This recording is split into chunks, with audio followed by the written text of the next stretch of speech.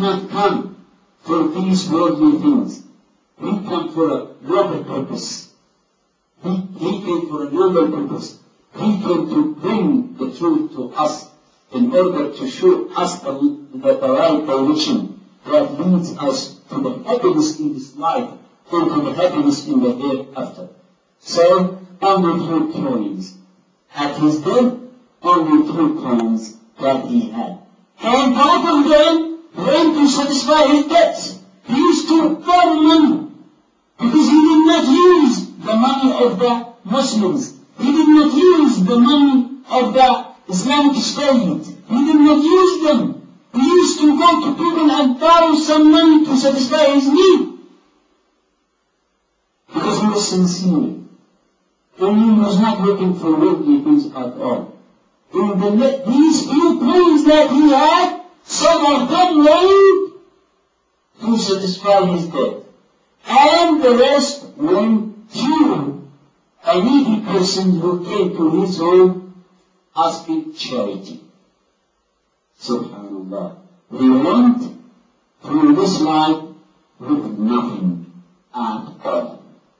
But he left for us the guidance that is better than every single wealth, every single property, every single thing in this life.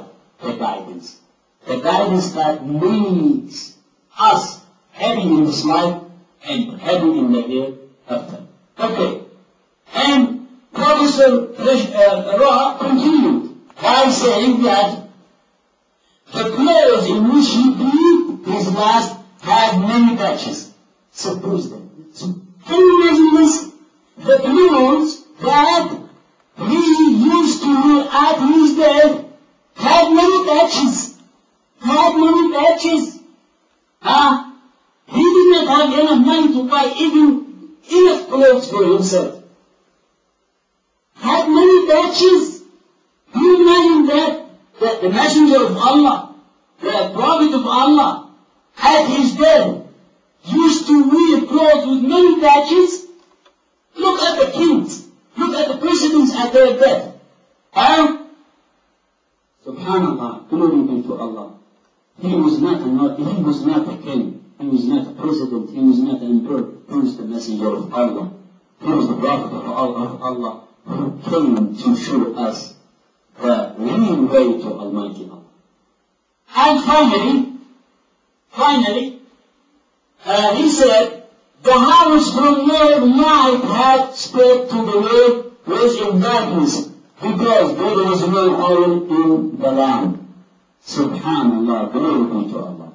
Even the land that he had in his house, the land did not have enough oil in order to use it for his light. So, his house was in darkness because he did not have enough oil for his lamp. But the house that left in darkness because there was no enough oil in his lamp, all light is put into the whole world. From that house that used to be in darkness, the light was spread to all over the world. This is the Prophet Muhammad, the Prophet of mercy, the Prophet of Islam, according to the view of many Muslims. Okay, I would like to end my lecture by saying something in order to finish the whole idea about the Islamic culture. I would like just to give you a summary about the Quran. Prophet Muhammad, peace be upon him, brought the Quran to all people. Almighty Allah sent Gabriel to him while he was in a cave, in a mountain. It's called the mountain of light, the mountain of Nur, near to Mecca. While he was in the cave, Angel Gabriel came to him and expressed him And he said to him, read. He said, I cannot read, and I am not learned. And he released him, and he squeezed him another time. And he said to him, read. He said, I cannot read. I am unlearned. Prophet Muhammad was a literate person. He could not write nor read. Then he squeezed him for the third time, and he said to him, read, O Muhammad. He said, I cannot read. And the Gabriel started to recite, to read the first verse of Quran, اقرأ باسم ربك الذي خلق. Read in the name of Allah who created. Created a man from a drop in the land, and he taught him by pen. These are the first words of the Quran to the Prophet Muhammad. Okay. The Quran has 600 pages. And the Quran is the final message to humanity, because no prophet after Muhammad and no scripture after Prophet Muhammad. And the Quran dealt with many issues. And one of the issues that the Quran dealt with is the scientific facts. The scientific facts.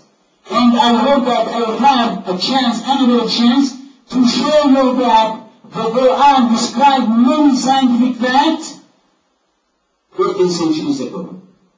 The Quran described the development of human inside the land precisely, in every single step.